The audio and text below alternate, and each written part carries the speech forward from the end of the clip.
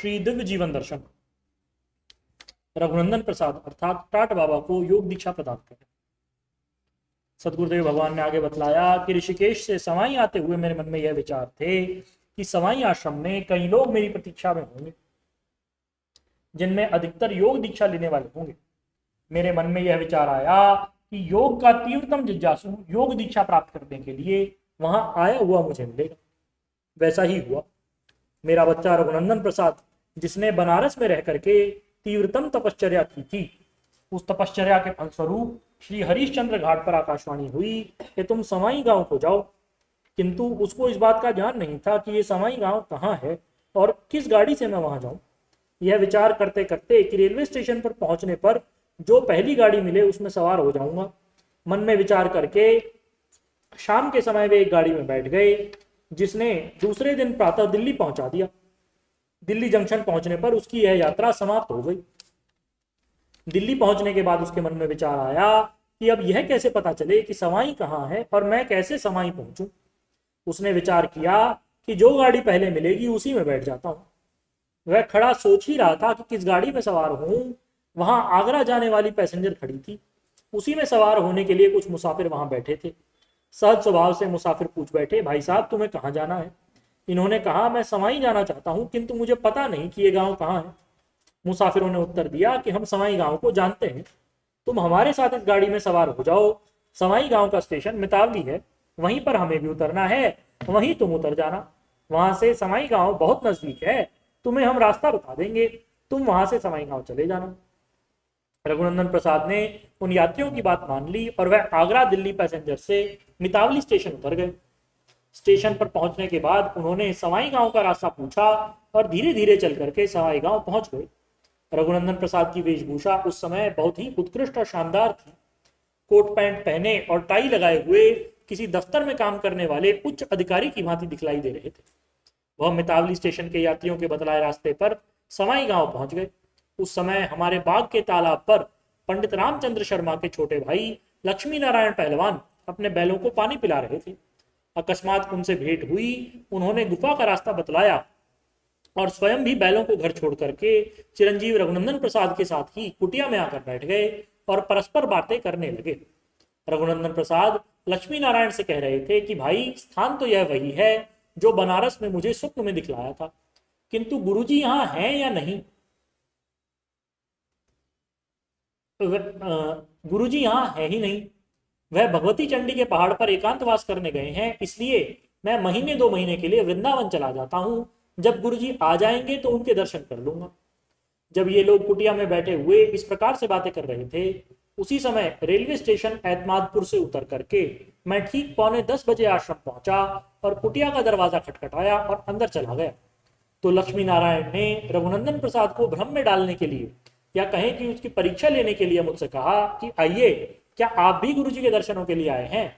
किंतु रघुनंदन प्रसाद ने मुझे पहचान लिया और पहचान कर कहा, ये गुरुजी के दर्शनों को नहीं आए, प्रत्युत यही गुरुजी हैं, मुझे बनारस में यही दिखलाई दिए थे। ऐसा कहकर के मेरे बच्चे रघुनंदन प्रसाद ने मुझे आदर पूर्वक चरणों में सिर रख करके प्रणाम किया। उसके बाद 2-3 दिन यहाँ रहने के बाद मेरे बच्चे रघुनंदन प्रसाद ने मुझसे योग दीक्षा प्राप्त की। रघुनंदन प्रसाद ने दीक्षा प्राप्त करने के लिए एक पीतल की थाली, एक लोटा आदि बर्तन खरीदे। उनके पास उस समय उनकी ऐनक की खोल में लगभग 50 रुपए थे।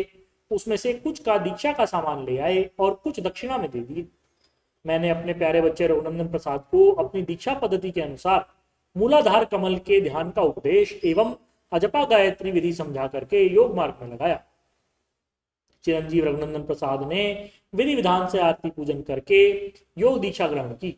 उसके बाद मैंने उसके अभ्यास की एक नियमावली बना दी। वह नियमावली प्रायः सब दिन जप और ध्यान करने की नियमावली थी।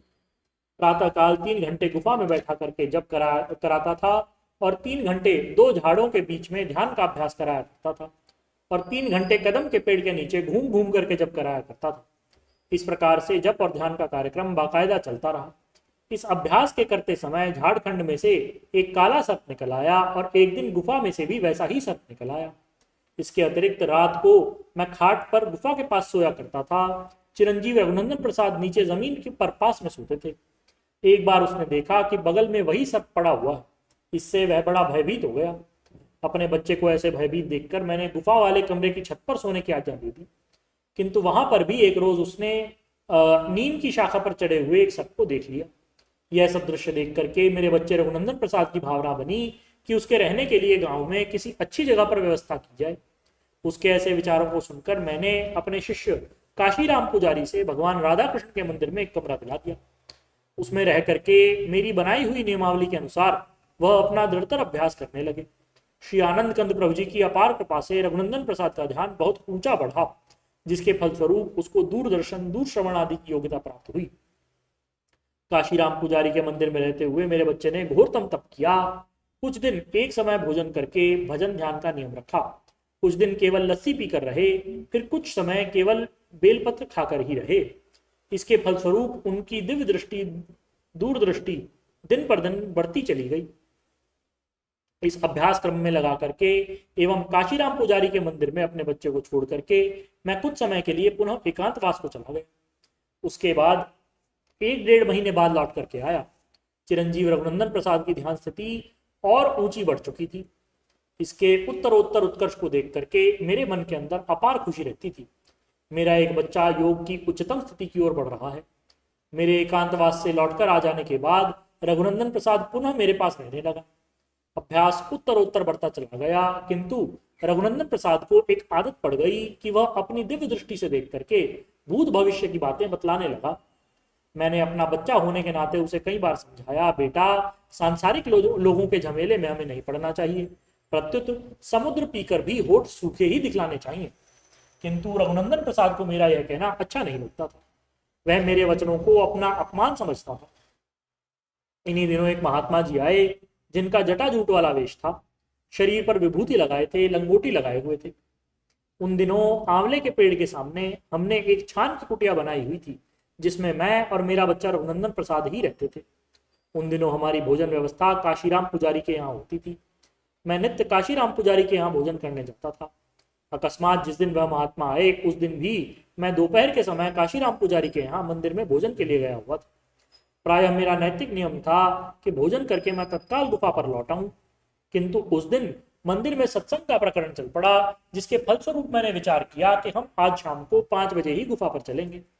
इधर मैं अपनी झोपड़ी में अपने बच्चे रघुनंदन प्रसाद को छोड़ गया था। मेरे भोजन करने चले जाने के बाद वे जटाजूट वेशधारी महात्मा आए और उन्होंने रघुनंदन प्रसाद से कहा, तो महाराज जी कहाँ गए हैं? रघुनंदन प्रसाद ने उत्तर दिया, महाराज जी गांव में भोजन करने गए हैं, किंतु आने ही वाले होंगे। उत्तर में उस महात्मा ने कहा, नहीं, उनका शाम को 5 बजे आने का विचार है। तुम जाकर के उन्हें बुला लाओ और कहो कि एक महात्मा दर्शनार्थ आए हैं। मेरा बच्चा रघुनंदन प्रसाद काशीराम पुजारी के मंदिर में मुझे बुलाने गया और महात्मा का सब वृत्तांत मुझे बतलाया और कहा कि गुरुजी, आपका शाम को 5 बजे चलने का विचार है। नित्य तो आप उसी समय लौट आया करते थे। उन महात्मा जी ने भी मुझे यही कहकर भेजा कि तुम जल्दी जाकर बुला लाओ, अन्यथा महाराज जी शाम को 5 बजे ही आएंगे। महात्मा की इस योग्यता को समझ करके मैं रघुनंदन प्रसाद के साथ चला आया और मन में सोचता चला आया कि इतनी दूरदृष्टि वाले महात्मा को मैं अपने साथ खाट पर ही बैठा लूंगा। किंतु जो ही आश्रम के नजदीक पहुंचा, त्यों ही उस महात्मा ने रास्ते में ही दगरे में ही लेट करके दंडवत प्रणाम किया। मैंने उन्हें उठाया और कंठ से लगा करके अपने साथ गुफा पर ले आया। गुफा पर लौट कर आने के बाद मेरे बच्चे रघुनंदन प्रसाद ने उस महात्मा से कहा, क्यों तुम रघुनंदन प्रसाद से उस महात्मा ने कहा कि तुम बनारस से आए हो, तुम्हें भगवान विश्वनाथ ने यहाँ भेजा है। रघुनंदन प्रसाद ने उस महात्मा की बात को स्वीकार किया और कहा, हाँ महाराज, मैं यहाँ भगवान विश्वनाथ की ही आज्ञा से आया। महात्मा जी ने मेरे बच्चे रघुनंदन प्रसाद से कहा कि यह धाम भगवान विश्वनाथ का ही है और मेरी ओर इशारा करते हुए कहा कि यही भगवान विश्वनाथ हैं, इन्हें दंडवत प्रणाम करो। रघुनंदन प्रसाद ने मुझे प्रणाम किया और उसी समय 7 दंडवती परिक्रमा गुफा की लगाई। उसके बाद पुनः रघुनंदन प्रसाद को उपदेश करते हुए उन्होंने कहा, तुम इनकी आज्ञा का पालन करना और यहीं रहना और क्रोध और अहंकार नहीं करना। यहाँ रहने से ही तुम्हें पूर्णता मिलेगी। जो अब तक मिल चुका है उससे आगे कहीं कुछ भी तुम्हें नहीं मिलेगा, इसलिए तुम्हारा यहाँ रहना जरूरी है। किंतु तुम यहाँ रह नहीं सकोगे, तुम्हारा अहंकार और क्रोध तुम्हें यहाँ रहने नहीं देगा और यहाँ से ले जाएगा। उसके बाद अनेक विघ्न बाधाएं तुम्हारे सामने आवेंगी और तुम दिक्कत झेलोगे। ऐसा उपदेश करने के बाद महात्मा बड़ी तेज गति से चल पड़े। ग्रामवासी वहां पर काफी इकट्ठे हो गए थे। उनसे हम लोगों ने भोजन के लिए कहा, किंतु महात्मा जी हंसकर कहने लगे, हमारा भोजन तो यहाँ बहुत है, हम स्वयं ही खा लेंगे, गांव से लाने की कोई जरूरत नहीं। ऐसा कहकर सबके सामने उस महात्मा ने सेरों पत्ते आग के तथा सेरों धतूरे के पत्ते तोड़ तोड़ कर खाए। लोगों ने दूध पी लेने की प्रार्थना की, किंतु दूध न पीकर आंवले के फूल में पड़े हुए बरसाती जल को काफी मात्रा में पी लिया और उसके बाद महात्मा जी पुनः तेज गति से चल पड़े। गांव वाले लोग काफी दूर तक उनके पीछे गए, किंतु थोड़ी ही दूर चलने पर उन महात्मा का कोई पता नहीं चला कि वे कहाँ गए। गांव के लोगों ने उनको तलाश करने की काफी चेष्टा की, किंतु पता ही नहीं चला। गांव वाले निराश होकर लौट आए। उनके चले जाने के बाद मेरे बच्चे रघुनंदन प्रसाद ने आश्रम की काफी सेवाएं की। गेंदे के फूलों की क्यारियां लगवाई, धनौली से पौध लाकर अपनी झोपड़ी के आसपास वह पौध लगा दी, कनस्तरों की बेंगी बनाकर जल भर के सिंचाई की। रघुनंदन प्रसाद बड़ी सेवा में लगे रहे। गुफा की कुटिया पर बैठकर ठंडाई घोट घोट कर मुझे पिलाते थे और मेरे कपड़े धोते थे। मैंने कई बार कहा, रघुनंदन प्रसाद इतना कष्ट क्यों उठाते हो? तो उसका उत्तर होता था कि गुरुजी, संसार क्या जानेगा कि हमने गुरुजी की लंगोटी धोई। योग ध्यान बन जाने के बाद रघुनंदन प्रसाद ने अपने कोट पैंट वाली वेशभूषा को त्याग दिया और मेरे हाथ से लेकर टाट धारण करने लगे। उस दिन से इनका नाम टाट बाबा के रूप से प्रख्यात हुआ। हमारे बच्चे रघुनंदन प्रसाद ने वह पैंट कोट और घड़ी स्वयं ठाकुर पंचम सिंह को दे दी थी। पंचम सिंह के पास वह पैंट कोट काफी दिन तक रहे। पंचम सिंह कभी कभी उन्हें पहन भी लेते थे। शेष में रघुनंदन प्रसाद की स्मृति चिन्ह होने के नाते अपने घर में काफी समय तक संभाल करके रखी। ठाकुर पंचम सिंह भी मेरे बड़े ही योगी और ध्यान अभ्यासी बच्चे थे। कुछ ही समय के बाद पंचम सिंह का शरीर भी नहीं रहा। हो सकता है रघुनंदन प्रसाद के वह कोट पैंट उनके घर में अब भी कहीं सुरक्षित रखे हों। इस प्रकार रघुनंदन प्रसाद विरक्त रूप धारण करके मेरे पास रहे, अपने योगाभ्यास को अनवरत बढ़ाते रहे। श्री सिद्ध गुफा का दिव्य प्रभाव। उन्हीं दिनों हमने एक कुआं बनाने का विचार किया। हमारे साधक समुदाय ने 40-50 रुपए हमें इकट्ठे करके दिए। 4-6 दिन में ही उन्हीं 50 रुपए में कुआं खुद करके तैयार हो गया। आनंद कंद प्रभु जी की कृपा से कुएं का जल बड़ा मीठा निकला। वर्षों तक यह कुआं कच्चा ही रहा और उसके बाद निर्माण कार्य शुरू हुआ। भूमि निरीक्षक ठाकुर राम स्वरूप के द्वारा जमीन की जांच करवा करके यह कुआं खुदवाया था। इसके निर्माण कार्य में एतमादपुर के चंद्रभान सर्राफ आदि साधकों से 87 रुपए इकट्ठे करके रघुनंदन प्रसाद ने मुझे दिए। इसके अतिरिक्त इस कुएं के पूरे निर्माण में उच्च श्रेय बहन श्री रुक्मणी देवी, जो अमरोहा गेट मुरादाबाद रहती हैं और डॉक्टर चंडी प्रसाद की पत्नी थी, उनको मिलता है। उन्होंने कुएं के पक्के निर्माण के लिए 2000 रुपए अपनी ओर से और 2000 रुपए मुरादाबाद के अन्य सत्संगियों की ओर से मुझे दिए, जिसके फलस्वरूप कुएं का पक्का निर्माण हुआ। इन्हीं दिनों रघुनंदन प्रसाद यहाँ से नर्मदा यात्रा को चले गए। इसके बाद वे उत्तराखंड की यात्रा पर चले। वहां बड़ी बड़ी कठिन दिक्कतों में से निकले। पहाड़ों में से घूमते घूमते एक बार वे पहाड़ के नीचे बैठे थे कि वहां पहाड़ अचानक ऊपर से टूट पड़ा और वह पहाड़ के नीचे दब गए। किंतु पहाड़ी लोगों ने इनको दबते देख लिया तो बड़े पुरुषार्थ से पत्थर और मिट्टी हटा करके इन्हें बाहर निकाल लिया। हालत गंभीर थी, किंतु लोकोक्ति सही है कि जाको राखे साइयां मार सके न कोई, बाल न बाका कर सके जो जग बैरी हुए। अर्थात जिसकी ईश्वर रक्षा करता है वह कठिन आपत्तियों से भी बच जाया करता है। इस प्रकार की कठिन आपत्तियों को झेलते हुए उसने नर्मदा एवं उत्तराखंड की यात्रा की और पुनः लौट करके आश्रम आए। मैं उसे पहचान भी नहीं सका। थोड़े बहुत दिन यहाँ रह करके पुनः कहीं भ्रमणार्थ चले गए। पहले लाला शर्फी लाल के समय में इस बाग का नाम गुरु का बाग था और गुफा को बाबा की गुफा कहते थे, किंतु बाबा की गुफा साधारण सा नाम था। मेरे मन में विचार आया कि आनंद कंद श्री प्रभु जी की इस गुफा का नाम ऊंचे शब्दों में प्रचारित प्रसारित होना चाहिए। यहाँ के साधक समुदाय में भी यह जिक्र चला। सब लोग अपनी अपनी बुद्धि के अनुसार विभिन्न प्रकार के नाम बतलाने लगे। किसी ने कहा गुफा का नाम सिद्धेश्वरी रखा जाए, किसी ने ज्ञान गुफा, किसी ने ध्यान गुफा। इस प्रकार अनेकों नाम साधकों ने बतलाए, किंतु मेरे मन में बहुत पहले से विचार आ चुके थे कि आनंद कंद श्री प्रभु जी की यह गुफा सिद्धों से बार बार वंदित है। इसलिए व्युत्पत्ति लभ्य यह अर्थ प्रकट होता रहा कि सिद्धई वंदिता पूजिता या गुफा सा सिद्ध गुफा, अर्थात जो सिद्ध लोगों से वंदित और पूजित है उसका नाम सिद्ध गुफा ही होना चाहिए। इन्हीं विचारों को आधार लेकर के हमने श्री आनंद कंद श्री प्रभु जी के द्वारा निर्मित अपनी इस गुफा का नाम सिद्ध गुफा ही रखा, जिस नाम से आजकल का सभी समुदाय भली प्रकार जानता है। श्री आनंद कंद प्रभु जी की करुणा कृपा से दिन दिन आश्रम का विकास होता चला गया और यहाँ आने वाले सब साधक समुदाय को उत्तम लाभ होते रहे। इस आश्रम में श्री आनंद कंद प्रभु जी का तेज सदा परिपूरित रहता है। उसके फलस्वरूप जो यहाँ आकर निवास करता है उसकी सब प्रकार के कष्टों की निवृत्ति स्वतः ही हो जाती है, कल्याण का स्रोत खुल जाता है।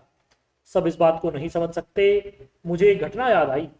जिस समय मैंने पहले पहल योग प्रचार कार्यक्रम आरंभ किए तब यहाँ सैकड़ों व्यक्तियों का समूह प्रातः साधना करने आता था और प्रायः दोपहर के 2 बजे तक मैं लोगों को साधना कराया करता था, जिसके फलस्वरूप सबको पूर्ण लाभ होता था। एक बार काशीराम पुजारी के मन में ख्याल आया कि यह क्या बात है कि यहाँ सबको फायदा हो जाता है, इसका क्या कारण है। मैं पहले ही बतला चुका हूँ कि काशीराम पुजारी मेरे बड़े प्यारे और ध्यानाभ्यासी बच्चे थे।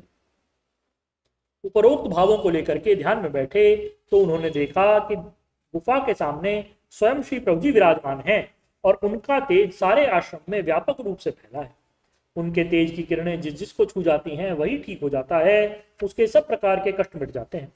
यही कारण है कि जो व्यक्ति इस वातावरण में रहकर योगाभ्यास करेगा अथवा किसी प्रकार की साधना करेगा तो प्रभु जी की करुणा कृपा से अवश्य ही सफलता मिलेगी। श्री आनंद कंद प्रभु जी की अपार कृपा से मैंने यहाँ निश्चित रूप से निवास करना आरंभ किया, जिसके फलस्वरूप आश्रम उत्तरोत्तर ऊंची प्रगति पाता रहा। आजकल वही आश्रम जो पहले जंगल में एक पर्णकुटी के रूप में था बहुत विशाल रूप धारण कर चुका है। 4-6 बड़े बड़े हॉल, कई 100 कमरों का निर्माण हो चुका है, जिसमें महिला निवास अलहदा, गृहस्थी साधकों के लिए अलग कमरे, ब्रह्मचारियों के वास के लिए अलग कमरे, गौशाला विभाग, ध्यानाभ्यासी योगियों की ध्यान कुटिया एवं अतिथि निवास के कई विशाल हॉल और कमरे बन चुके हैं। भविष्य में श्री आनंद कंद प्रभु जी का यह आश्रम कितना बड़ा रूप धारण करेगा यह अभी से कुछ कहा नहीं जा सकता। हो सकता है समय आने पर उच्चतर आदर्श शिक्षा देने वाले कई ऊंचे ऊंचे विद्यालय यहाँ बन जाएं। ये सब कुछ उन कृपा निधि जी की कृपाओं पर आधारित है। मैंने उन दीन बंधु के चरण कमलों का स्मरण करते हुए अपने समाई गांव में पहुंचने वाले एवं निवास का सूक्ष्म रूप से वर्णन कर दिया है। जिस समय पहले पहले समाई गांव के इन गिने 4-6 व्यक्तियों को लेकर ऋषिकेश अपने योग साधन आश्रम के उत्सव में जाना आरंभ किया, उस समय परम आदरणीय योगीराज श्री मुलखराज जी महाराज एक घटना अपने मुखारविंद से बतलाया करते थे। जिस समय यह घटना घटित हुई थी उस समय तक मैं श्री प्रभु जी के चरण कमलों में नहीं पहुंचा था। घटना ऐसे थी कि एक बार प्रभु जी श्री मुलखराज जी महाराज एवं अन्य सत्संगियों को साथ में लेकर के भ्रमणार्थ हरिद्वार गए, किंतु वहां हर की पौड़ी पर स्नान आदि करके जल्दी जल्दी चल पड़े। उन्हीं हर की पौड़ी पर कुछ ग्रामीणी व्यक्ति स्नान कर रहे थे। उनकी जुबान पर सवाई गांव और आगरे का कुछ जिक्र था। सवाई गांव और आगरा की घटनाओं को सुनकर के मुल्कराज जी महाराज ने ध्यान दृष्टि से देखा तो यह सवाई गांव के ही रहने वाले दिखाई पड़े और प्रभु जी के बड़े लाडले बच्चे दिखाई दिए। किंतु आश्चर्य इस बात का था कि प्रभु जी यकायक बड़ी जल्दी से वहां से चल पड़े। मुल्कराज जी महाराज ने प्रभु जी के चरणों में प्रार्थना की कि प्रभु ये सब के सब सवाई गांव के वासी मालूम पड़ते हैं, किंतु अपने बच्चों को छोड़ करके जल्दी जल्दी यहाँ से क्यों चल पड़े हैं। प्रभु जी ने इसका उत्तर दिया, अरे भाई तुम लोगों के साथ इनका संस्कार नहीं, तुम लोग इनसे थोड़ी बहुत बात करते तो ये लोग तुम्हारी बात सुनते नहीं बल्कि झिड़क देते। इनका संस्कार काल अभी नहीं है। जिसके द्वारा ये लोग हमारे संपर्क में आएंगे वह तो अभी खुद भी हमारे पास नहीं आया, वह खुद आ जाएगा तो उसके संपर्क में आकर के ये लोग प्रभु के शरणागत होंगे एवं दिव्य ज्ञान को प्राप्त करेंगे। मैंने जिस समय पहले पहले प्रचार में कुछ इन गिने व्यक्तियों के साथ लेकर ऋषिकेश आश्रम जाना शुरू किया तब मुल्कराज जी महाराज यह घटना अपने मुखारविंद से बतलाते थे और कहते थे कि संभव है यह चंद्रमोहन ही वह हो जिसके विषय में हरिद्वार में श्री प्रभु जी ने ये शब्द कहे, जिसके द्वारा ये सवाई के लोग हमारे संपर्क में आए। वह खुद भी अभी तक हमारे संपर्क में नहीं आया। अब सवाई के इस प्रकार विशाल प्रचार और उत्कृष्टता को देखकर ये भाव रह रह करके आते हैं कि आनंद कंद प्रभु जी ने यह यश अपने इस अकिंचन बालक को ही देना होगा। कारण स्वयं वही सर्वशक्तिमान है, किंतु निमित्त अपने इस अकिंचन बालक को बना करके इस विशाल प्रचार प्रसार को बढ़ाया। ये उनकी अकारण दयालुता का ही फल है। शेष शुभ। सर्वे भवन्तु सुखिनः, सर्वे सन्तु निरामया, सर्वे भद्राणि पश्यन्तु मा कश्चित् दुःखभाग् भवेत्। बोलिए श्री सद्गुरुदेव भगवान की जय। महाप्रभु श्री रामलाल जी महाराज की जय। योगराज अनंत स्वामी श्री चंद्र मोहन जी महाराज की जय। सदाशिव भगवान की जय। योगेश्वर श्री कृष्णचंद्र भगवान की जय। शंकर भगवान की जय। हर हर महादेव। इति श्री दिव्य जीवन दर्शन